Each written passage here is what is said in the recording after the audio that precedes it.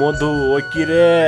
মধু মধু মধু রসমালাই রসমালাই। আসসালামু আলাইকুম এভরিওয়ান, আপনারা সবাই কেমন আছেন? আশা করি আপনারা অনেক ভালো আছেন। আমি আল্লাহর রহমতে অনেক ভালো আছি। আমাদের মার্কেটে কিন্তু সবকিছুই পাওয়া যায়, ফল ফুলরি শাকসবজি থেকে অনেক কিছুই কিন্তু পাওয়া যায়। কয়দিন থেকে আমার তরমুজ খেতে অনেকটা ইচ্ছা করছিল, তো খাবো খাবো বলে কিন্তু খাওয়া হচ্ছিল না, এই কারণে যে লাল যদি না হয়। আমি ভেবেছিলাম তরমুজটা লাল হবে না, তো সত্যি বলতে গেলে এত পরিমাণে কালার এসেছে, কালারটা দেখে কিন্তু আমি অবাক হয়ে গেছি। সুন্দর একটা লাল টুকটুকের মতো কালারটা চলে এসেছে। তারপরে আমি বন্ধুকে বললাম যে আরো কুচি কুচি করে কাটো আর আমাকে একটু খেতে দাও, যে টেস্ট করে দেখি। যদি মিষ্টি হয় তাহলে আমি 1 কিলোর জায়গায় 2-3 কিলো বেশি নিতে পারবো, সমস্যা নেই। সেখানে কিন্তু আমি চেক করে দেখেছিলাম, কিন্তু অনেকটা মিষ্টি ছিল, এই কারণে কিন্তু আমি 1 কিলোর জায়গায় 3 কিলো নিয়েছি। তো 3 কিলো নিয়ে আসার পর রুমে কিন্তু আমি এখন খাবো। এখনকার খাওয়ার জন্য একটুখানি কেটে নিলাম, আর যে বাদ বাকিটা আছে সেটা কিন্তু আমি ফ্রিজে রেখে দিব। বন্ধুরা, এত পরিমাণে রস তরমুজ থেকে একদম চুয়ে চুয়ে রসটা একদম পড়ে যাচ্ছে, আমি খেতেই পারছি না ঠিকঠাক মতো। তরমুজ খেয়ে শরীরটা ঠান্ডা মান্ডা হয়ে গিয়েছে। তারপরে আরো শরীরটা ঠান্ডা করার জন্য ছাদের উপরে চলে আসলাম। ছাদের উপরে এসে দেখি যে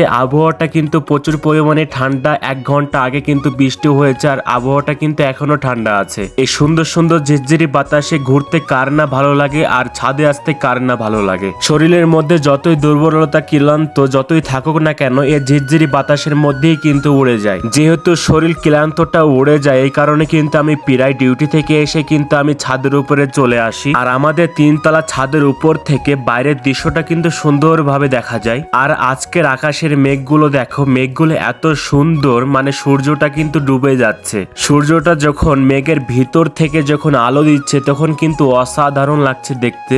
আর আমাদের রুমের পিছনে একটা ছোট্ট বাগান আছে, বাগানটা কিন্তু একদম সবুজে ভরা। আশেপাশে যদি ঘর থাকে, গাছপালা থাকে, তাহলেই কিন্তু ভালো লাগে। গাছপালা থাকা কিন্তু অনেকটাই ভালো। তো বন্ধুরা, ভিডিওটা এ পর্যন্ত। ভিডিওটা কেমন লেগেছে অবশ্যই জানাবে কমেন্ট করে। আবার পরের ভিডিও তৈরি করে নিয়ে আসবো তোমাদের মাঝে। Tata, bye bye.